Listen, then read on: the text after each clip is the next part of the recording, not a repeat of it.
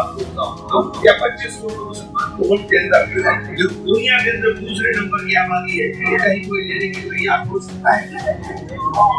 जब नहीं हो सकता है, कहीं नहीं जा सकते, तो मुख्य धारा से जोड़ने की बात होनी चाहिए। जब भी देश तरक्की करेगा, उसके अलावा कोई रास्ता नहीं। हमारे नेता और मेरे प्रेरणा स्रोत राज्यसभा सांसद प्रमोद तिवारी जी, हमारे बुजुर्ग और देश की धरोहर आदरणीय अनिल शास्त्री जी, यहाँ से प्रत्याशी हमारे छोटे भाई आदर्श शास्त्री जी, यहाँ पर मौजूद तमाम मोअज़्ज़िज़ बुजुर्गों, नौजवान साथियों, यहाँ पर बैठी हुई माँ और बहनों, महसूस ये होता है दौरे तबाही है, शीशे की अदालत में पत्थर की तबाही है। दुनिया में कहीं इसकी तब्दील नहीं मिलती, कातिल ही मुहाफिज है, कातिल ही सिपाही। गोली भी आप चलाएंगे, कत्ल भी आप कराएंगे और कातिल हम कहलाएंगे। ये निजाम इस मुल्क के अंदर चल पड़ा। गरीब की आवाज सुनने वाला कोई नहीं है, गरीब की बात करने वाला कोई नहीं है। और जब गरीब की बात राहुल गांधी करने का काम करते हैं, तो राहुल गांधी के खिलाफ पूरा का पूरा मीडिया और पूरा का पूरा तंत्र लगा दिया जाता है, तो उस बात के मायने दूसरे निकाल लिए जाए। कल भी आपने देखा था, आज के अखबारों में के राष्ट्रपति का अपमान किया। मैं साथ में खड़ा हुआ था, जब वो बात हो रही थी मैं साथ ही खड़ा था। सोनिया जी ने तो उनके लिए ये कहा कि वो ठगी हुई महसूस हो रही थी, आदर और सम्मान की बात कर रही थी, क्योंकि वो उनसे उम्र में शायद बड़ी ही होगी, कम नहीं है। लेकिन भाजपा के पास कोई मुद्दा नहीं तो कोई मुद्दा है, एक ही मुद्दा है, गांधी परिवार इसके ऊपर किसी भी तरह का इल्जाम लगाते चले, इसके अलावा कोई काम नहीं। देश में बाढ़ आए तो गांधी जिम्मेदार, परिवार जिम्मेदार, देश में सूखा पड़े तो गांधी परिवार जिम्मेदार। 70 साल की बातें, 70 साल के वादे, सारी बातें करते रहेंगे, लेकिन ये भूल जाते हैं कि ये 70 साल का जो अपना 70 साल का जो सफर कांग्रेस का था, उसी सफर के माध्यम से आप यहाँ खड़े हो। हिंदुस्तान जब आजाद हुआ तो आजाद हिंदुस्तान के अंदर खाने को अनाज नहीं था। जो अमेरिका के अंदर जानवर अनाज खाता है, वो अनाज हिंदुस्तान को मंगाना पड़ता था, वो अनाज खाया जाता था। हरित क्रांति ला करके आप लोगों के बीच में अनाज का खाद्यान्न का उत्पादन बढ़ा करके आज खाद्यान्न को निर्यात बनाने का काम अगर किसी ने किया तो पंडित जवाहरलाल नेहरू की पॉलिसी ने किया, जिन्होंने ये रोड मैप बनाया था कि देश के अंदर नहरों का विकास हो, देश के अंदर बिजली के कारखाने लगे, देश के अंदर औद्योगिकरण। ये तब आप चीजें तब संभव हुई। 2014 में सरकार बनी, तीसरे दिन मंगल पे यान चला गया और बहुत छाती ठोक के कहा कि हमने मंगल पे यान भेज दिया। आपने अलादीन का चिराग खा के घिस करके भेज दिया मंगल के ऊपर यान। आपने अलादीन का चिराग नहीं घिसा था। 1957 में इसरो की स्थापना पंडित जवाहरलाल नेहरू ने की। जब देश के अंदर जय जवान जय किसान का नारा स्वर्गीय लाल बहादुर शास्त्री ने दिया, तो जय जवान और जय किसान का नारा इसलिए दिया था कि देश के अंदर खाद्यान्न अपना पैदा हो और सीमा के ऊपर सुरक्षा जवान करने का काम करे। और वो नारा आज तक चल रहा है, उनके जाने के 50-55 साल के बाद। आपने क्या दिया देश को? आपने क्या दिया देश को? आपने कौन सी बात दी देश को? आपने दिया देश को नफरत। आपने नारा दिया कटोगे तो कटोगे। कौन बट रहा है? कौन कट रहा है? क्या बटोगे और कटोगे से देश चलेगा?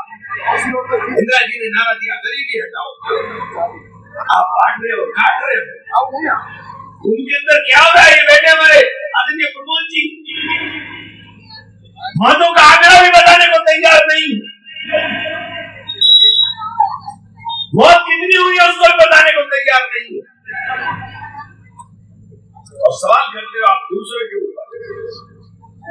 हम बार बार एक बात कहते हैं कि मुल्क के अंदर नफरत की बुनियाद के ऊपर तरक्की नहीं हो सकती है, और ये सिर्फ नफरत की बुनियाद पर बात करना चाहते हैं। आज आप लोगों से कहना चाहता हूं साथियों, ये देश हिंदू मुस्लिम सिख ईसाई आपस में भाई भाई के नारे से ही तरक्की कर सकता है, उसके अलावा कोई रास्ता नहीं। आप एक कम्युनिटी को साइडलाइन कर करके नफरत की बुनियाद बनाना चाहते हो, जैसे हिटलर ने किया था वही काम आप कर रहे हो। हिटलर ने भी नफरत की बुनियाद के ऊपर यहूदियों के साथ जुल्म किया था, और यही काम मुसलमान के साथ इस मुल्क के अंदर आप करने का काम कर रहे हो। हमारी जायदाद नहीं छोड़ना चाहते, वक्त कानून ला करके आप हमारे मदरसे, ईदगाह, कब्रिस्तान तमाम चीजें खत्म करना चाहते हैं। मैं आपसे एक बात पूछता हूँ, क्या 25 करोड़ मुसलमान मुल्क के अंदर, जो दुनिया के अंदर दूसरे नंबर की आबादी है, कहीं कोई लेने की तैयार हो सकता है? जब नहीं हो सकता है, कहीं नहीं जा सकते, तो मुख्य धारा से जोड़ने की बात होनी चाहिए, जब ही देश तरक्की करेगा, उसके अलावा कोई रास्ता नहीं। और मैं आप मुसलमान भाइयों से भी कहना चाहता हूँ, ये डर निकालिए अपने दिल से कि आपको भाजपा को हराना है। आप ठेकेदारी लेके बैठ जाते हो भाजपा को हराने की।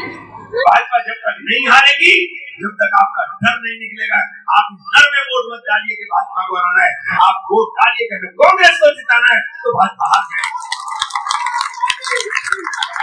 जिस दिन आपने सोच करके वोट डाल दिया कि हमारे शास्त्री को वोट डालना है, राहुल गांधी को वोट डालना है, कांग्रेस को वोट डालना है, भाजपा की हार का रास्ता खुद ब खुद तय हो जाएगा। आप नफरत की बुनियाद पर वोट डालना बंद कर दीजिए। आप जितनी भी नफरत की बात करेंगे, उतना ही वोट दूसरी तरफ आपके खिलाफ मजबूत खड़ा हो जाएगा। आप सिर्फ मोहब्बत की बात कीजिए कि हमें मोहब्बत है आदर्श शास्त्री से कि लाल बहादुर शास्त्री का पोता है, हमें मोहब्बत है आदर्श शास्त्री से कि राहुल गांधी का सिपाही है। आप जब पॉजिटिव होकर चलेंगे, जब आप सीधे वोट डालने का काम करेंगे, तो भाजपा की हार का रास्ता खुद ब खुद तय हो जाएगा। आपको कुछ करने की जरूरत नहीं। और जब तक ठेकेदारी करके रखोगे मुसलमानों, तुम्हें कह रहा हूँ, जब तक ठेकेदारी करके रखोगे, भाजपा नहीं हारने वाली है। तुम्हें डरा डरा करके इस मुल्क के अंदर भाजपा को मजबूत किया जाता है। जो आदमी आपके यहाँ वोट मांगने नहीं आता, आप उसकी पार्टी को वोट देने की बात सोच कैसे सकते हैं?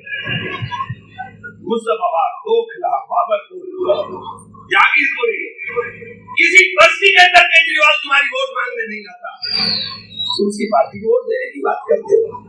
यमुनाबाद के दंगों में क्या कर रहे थे केजरीवाल? घर से बाहर नहीं निकल रहे थे। जब मरकज पर ताला लगाया जा रहा था, तो सरकार के अंदर बैठा हुआ मुख्यमंत्री घर से बाहर निकलने को तैयार नहीं। आप सोच भी कैसे सकते हो?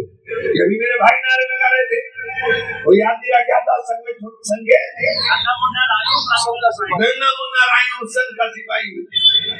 तो संघ के सिपाही की तरह तो काम करते हैं। उनके भाजपा पुराने देख लीजिए, आज गले में फंस गई है तो समझ में आ रहा। फिर कह रहा हूँ कि हम हराने के लिए नहीं, हमें जिताने के लिए बात करनी है। हमें आदर्श शास्त्री को जिताने के लिए वोट करना है। आपका वोट बुनियादी वोट है, जो कांग्रेस की बुनियाद है। ये बुनियाद हिल गई है, इसलिए भाजपा आ गई। कभी ठंडे दिल से बैठ करके सोचना कि देने का काम तो सिर्फ कांग्रेस ने ही किया, इन्होंने तो नफरत के अलावा कुछ दिया ही नहीं। ये छोटा व्यापारी है, कोई बड़ा तो रहता नहीं। अंबानी अडानी तो इन गलियों में रहेगा नहीं। इन गलियों में तो छोटे छोटे व्यापारी रहते हैं। जीएसटी की मार किस पर पड़ रही है? जीएसटी की मार किस पर पड़ रही है? कारोबार किसका दबाव हो गया है? आज सुबह में जब निकला, प्रमोद भाई ने घर से निकला सुबह 10 बजे, 10:30 बजे, 10:30 बजे घर से निकला। अंबाला रोड आपको पता है कितनी बिजी रोड है, पूरी रोड खाली।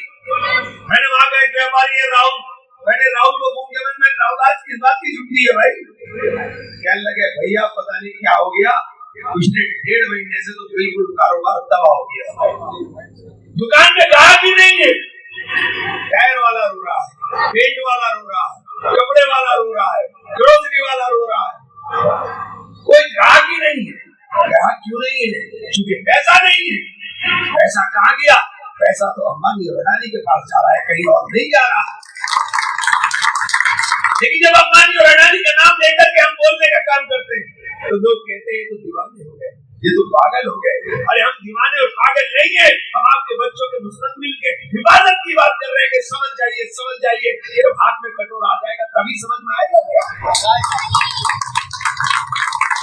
जब मकान गिरवी में रखने की नौबत आएगी तब समझ में आएगा क्या? ये तबाही की तरफ जा रहा है। शोर मचा दिया कल से 12 लाख रुपए के ऊपर टैक्स माफ है। पता है किस पर माफ है? जो नए देंगे, यानी जो पिंजरे में नया पंछी फंसेगा ये उसके ऊपर माफ है, तुम्हारे ऊपर माफ नहीं है। गलतफहमी दूर कर देगा। जो दे रहा है टैक्स उसके ऊपर कोई नहीं है, उसके ऊपर वही स्लैब लगने वाला। जो नया उसके अंदर शामिल होगा, पिंजरा लगाया है उस पिंजरे में नए तीतर भर्ती कर रहे। अभी आपको समझ में नहीं आ रहा है क्योंकि ये इतने बड़े बाजीगर है, इतने कलाकारी के साथ खेलते हैं कि लोग समझते हैं यही आप पता नहीं क्या बात। अभी आपने कुंभ का पूरा देख रहे और कुंभ में हाल क्या हो रहा है। मैं कुछ कहूंगा तो ज्यादा बात हो जाएगी, लेकिन सब लोग जानते हो, इंटरनेट सबके पास है। गंगा के लिए एनजीटी ने क्या रिपोर्ट दी है वो नेट के ऊपर निकालो, एनजीटी की रिपोर्ट पढ़ लो और पढ़ करके सर पे हाथ मारना और तब कहना कि हाँ इमरान क्या कहकर दिया। भी गंगा प्रोजेक्ट उठाए थे आप, माँ गंगा ने बुलाया है, गंगा मैली कर दी और दूसरे हो। ये मैं नहीं कह रहा हूँ, इन्हीं की सरकार में इन्हीं की संस्थान है। एनजीटी उसकी रिपोर्ट उठा लीजिए, बनारस के और इलाहाबाद के डीएम को उसने नोटिस भेजा है। ये बात मैं इसलिए कह रहा हूँ कि झगड़ा हो रहा है दिल्ली में यमुना के पानी का। यमुना का पानी साफ होगा गंदा होगा, एक साहब यहाँ कह रहे हैं और दूसरे साहब वहाँ कह रहे हैं। पहले तो इनकी सुन लो केजरीवाल साहब की, ये तो झूठ का पुलिंदा इतना बड़ा झुंझुना है। ये झुंझुने के अलावा कुछ नहीं है। 2013 के अंदर भ्रष्टाचार मिटाने आए थे और भ्रष्टाचार के आरोप के अंदर खड़े हुए। और दूसरे जिन्होंने देश के अंदर गंगा को साफ करने का संकल्प लिया था, उनके मुख्यमंत्री आचमन कर रहे हैं यमुना के पानी से। मैं जीत के आया हूँ, जहाँ से वो आचमन कर रहे हैं मैं जीत कर आया हूँ। वो जगह है हिमाचल से एंटर होती है यूपी और हरियाणा में। आधी यमुना उनके हिस्से में, आधी यमुना हमारे यहाँ कर सकते हो आप। वहाँ पानी साफ है, लेकिन मुख्यमंत्री हरियाणा जी ये आचमन जरा सोनीपत में करके दिखाओ, तब तो समझ में आएगा कि तुम्हारा पानी साफ है। जब तो करके दिखाओगे तब समझ में आएगा कि पानी साफ है। यमुना मैली कर दी आपने और सवाल दूसरों से करते हो। मैं आज आपसे वादा करना चाहता हूँ, हमारी सरकार आएगी तो सरकार गरीब आदमी की सरकार होगी, आम आदमी की सरकार होगी, छोटे व्यापारी की सरकार होगी, अल्पसंख्यकों की सरकार होगी। किसी को डरने की जरूरत नहीं। खौफ निकाल करके वोट डालने का काम कीजिए। और मेरे दोस्तों, मेरे भाइयों, क्योंकि आप लोग सब लोग एक ऐसे कैंडिडेट को चुनने जा रहे हैं, ये देश की धरोहर है, इनकी हिफाजत करो। इनकी हिफाजत जिम्मेदारी आपकी है।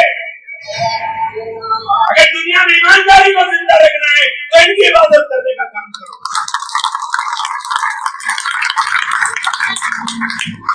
भ्रष्टाचारियों के मुकाबले ऐसे व्यक्ति को जिसके खानदान की जड़ उठा करके देखो। इसलिए आप लोगों से कहना चाहता हूँ कि मेरे भाइयों, बुजुर्गों, दोस्तों, निजात का रास्ता सिर्फ कांग्रेस है।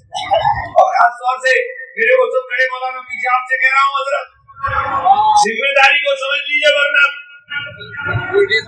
आने वाला वक्त माफ करने वाला नहीं है हमको। जो कुछ मरकज के ऊपर घटा, अगर उसे भूल गया हो तो बेइज्जती होगी हमारी।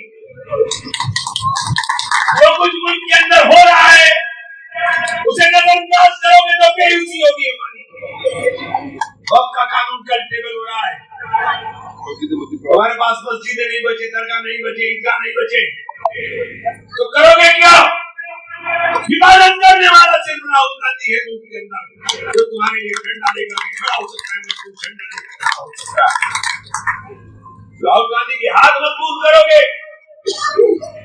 तो आपकी आवाज मजबूत होगी। राहुल गांधी को कमजोर करोगे अपने आप को कमजोर करोगे, किसी दूसरे को कमजोर नहीं करोगे आप। पिछले दिनों अपने जेबीसी में हंगामा देखा है कितना हो रहा है। हमारे हिंदू भाइयों को बरगलाया जाता है।